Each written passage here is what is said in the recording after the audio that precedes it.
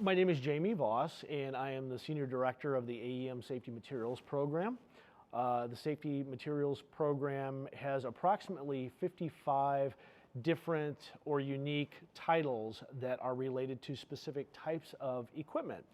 And in those manuals, we have what we call best practices or consensus content about the safety practices of how that equipment should be operated.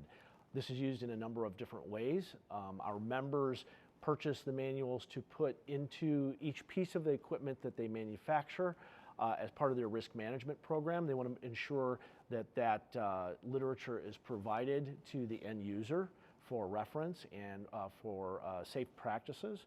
We also have a number of industry-related customers, everything from rental companies to technical colleges, landscapers, dairy farms, who buy the manuals for the very same reason. They also will use the content for training of operators. I once had a construction safety director tell me that they put the manual into the hands of every new hire before they step onto the construction site. So we're very proud of the program. It has been in existence for over 50 years.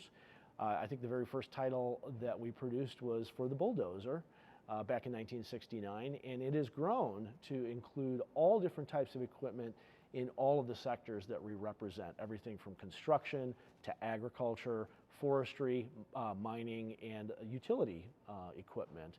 And just recently, with the conversations that were revolving around digital documentation, digital content, AEM made the decision to take that valuable consensus content in our manuals and put it online for an online reference guide for equipment safety. And while we don't get specific with the unique functionality of each equipment, we do address a lot of the common areas of safety concerns, whether it be electrical hazards, whether they be power lines overhead, which an equipment might get too close to, or buried hazards that are related to excavation, whether it's electrical or power lines, sewage lines, water lines, you name it. We cover that as well. So we work in tandem with the Call 811 initiative and making sure that operators are making that call before they dig. We also address other concerns, whether it's exhaust fumes from the equipment, using the equipment in enclosed spaces, silica dust hazards, anything that's related to equipment operation. We make sure that we cover in those manuals, and that content is really generated by our members.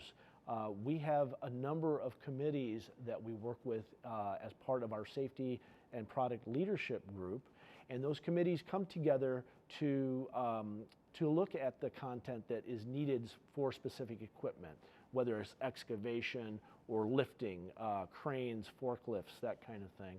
And they discuss the common concerns about operation of that equipment and making it safe for the end user. Certainly the standards and regulations that affect equipment are taken into account as well, and those are well documented within our manuals too. So we're very proud of the program. We are extremely proud of the diligence of our committee, our members who participate and develop, review, and approve that content to make sure that it is industry consensus. And we look forward to producing a lot more valuable literature and materials in the future. Wow, Jamie, that was an absolute ton of information. Really, really appreciate that. Sure. So one of the things that I wanted to talk to you about today was a thing that you and I worked on together, which is the digital documentation version of the reference guide, essentially, of a high-level overview of all the safety different types of content that you can reference. So one of the things we're going to be doing together is at ConExpo, ConAg, we're going to have a sign-up area where you can sign up at no charge to get access to the digital version of that guide. You simply stop into the Ken Cook booth.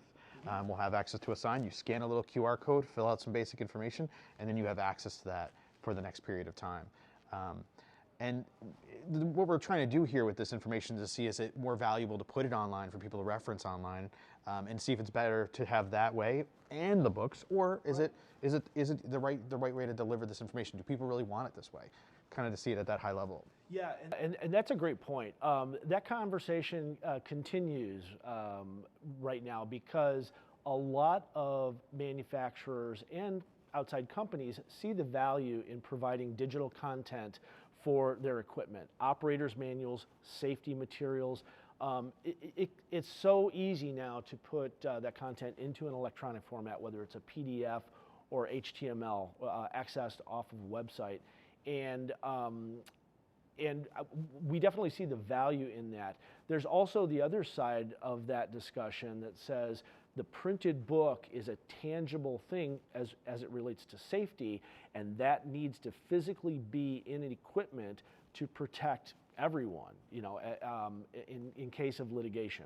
So we take both sides of that conversation very seriously, and we certainly want to work toward finding the perfect combination of how they harmonize. To your point, the online reference guide for equipment safety that we developed with you is a very valuable resource right now, because it contains most of the best practices content that are in all of our manuals. We have a number of sections in the manual that are consistent throughout. Following a safety program speaks to the importance of not taking, you know, drugs, or not smoking near, you know, fueling stations, that kind of thing. We make sure that that is consistent throughout the manuals. Also, anything related to maintenance, you know, tire pressure safety and that kind of thing. Lifting up equipment, not being in near pinch points or things that can fall on you. We try to cover all of the basics, and they are represented very well in that online module. We've had a number of people sign up and say that it's very, very good content. We're very proud of it. I think it has a little ways to go yet. I think we can strengthen it and build it out in a way where it maybe addresses some other concerns from operators that would be a valuable resource as well. My favorite things about the online content is the ability to be able to add more than just simply the written material. So you can actually now have animated pieces, so you can see not just simply the graphic but you get to see the results of what happens in the graphic as well. So that animation is showing you why it's important to do this, or why to step away. And then the video aspect of it as well. So it's not just simply looking at or reading text. I get to see the videos referencing why this needs to happen this way, how this should go this way. Those are some just super valuable ways to actually work. Great point. There's so much potential there for interactivity with the module, with video and the pictograms. To your point, if you have a pictogram that's static, it just shows a static image or a piece of art that shows maybe what you shouldn't do.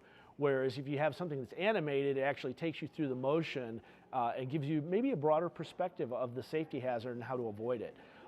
Video, as you mentioned before, very, very valuable in this day and age, actually showing operators engaging with the specific functionality of equipment, and again, showing the dangers of proximity or pinch points or other dangers if buckets are raised, you know, overhead, that kind of thing, or electrical lines, all very, very valuable to show in video, and we hope to expand on that as well.